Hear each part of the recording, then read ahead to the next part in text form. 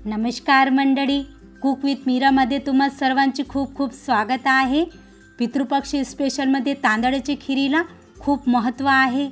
तर आज मी तुम्हाला अगदी सोप्या पद्धतीने झटपट होणारी अशी दाटसर तांदळाची चविष्ट खीर बनवून दाखवणार आहे, जी खायला खूप स्वादिष्ट लागते। तर चला सुरू करूया। तर तांदळाची खीर बनवायला मी इथे 1/4 कप म्हणजे 2 ते 4 मोठे चम्मच तांदूळ घेतले आहे। हे जोकडचे तांदूळ आहे। तुम्ही वाटल्यास तर बासमती किंवा तुमच्याकडे जे तांदूळ असतील तुम्ही ते तांदूळ वापरू शकता किंवा रेशनच्या तांदूळाने सुद्धा बनवू शकता। खीर कोणत्याही तांदळाने बनवा, खूप स्वादिष्ट बनेल। तर सर्वात आधी मी हे तांदूळ ओल्या कपड्याने एकदा स्वच्छ पुसून घेतले आहे। आता आपल्याला हे तांदूळ भाजून घ्यायचे आहे। त्यासाठी मी इथे गॅसवर गरम करायला एक कढई ठेवली आहे। आता यामध्ये आपण एक मोठा चमचा तूप घालूया आणि तूप गरम झाल्यावर यामध्ये हे तांदूळ टाकायचे आणि अगदी मंद आचेवर आपल्याला हे तांदूळ 1 ते 2 मिनिटं हलकेसे गुलाबी रंगावर छान सुगंध येईपर्यंत खमंग भाजून घ्यायचे आहे। गॅसचा फ्लेम मंदच ठेवायचा आहे आणि असे मस्त तुपात छान तांदूळ भाजून खीर बनवली ना तर खिरीला छान सुगंध येतो आणि चवीला खूप स्वादिष्ट लागते। बघा, तांदळाचे छान हलकंसं तांबूस रंग आलेला आहे। आता गॅस बंद करूया आणि याला एका प्लेटमध्ये काढून घेऊयात। सध्या हे खूप गरम आहे, तर थंड झाल्यानंतर ग्राइंड करूया। आता परत त्याच कढईमध्ये सुकामेवा भाजून घेऊयात। सुकामेव्यात मी काजू, बदाम आणि पिस्ताचे काप करून घेतले आहे।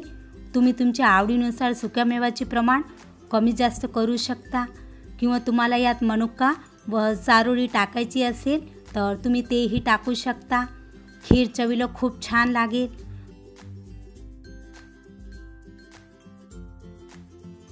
तर सुक्यामेव्याला आपण मंद आचेवर 1 मिनिट हलकंसं परतून घेतलेलं आहे।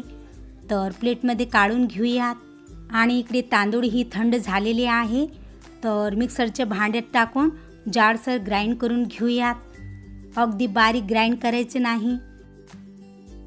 बघा, आपण तांदळाला असं रवाळ थोडं जाडसर ग्राइंड करून घेतले आहे, जेणेकरून खीर अगदी दाटसर आणि चवीला खूप छान लागते।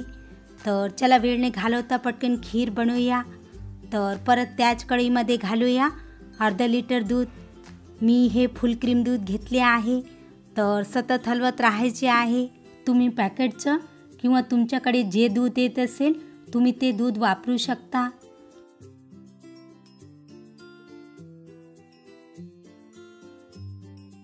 बघा, दुधात छान उकळी आलेली आहे। आता गॅस मंद करायचा आहे आणि आपण जे तांदूळाला ग्राइंड करून ठेवले होते ना ते यात घालूया आणि व्यवस्थित मिक्स करून हलवून घेऊयात।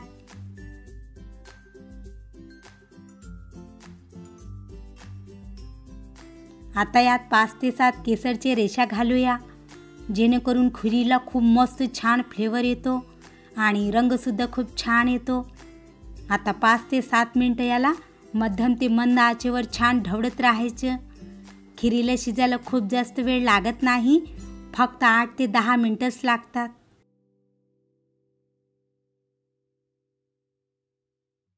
बघा, 10 मिनिटं झालेले आहे आणि दूधसुद्धा छान घट्ट झालेलं आहे व तांदूळही व्यवस्थित शिजले आहे।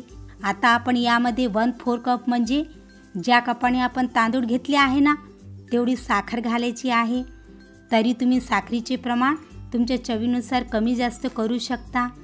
तर याला साखर विरघळेपर्यंत 2 मिनिटं आणखीन शिजून घेऊयात।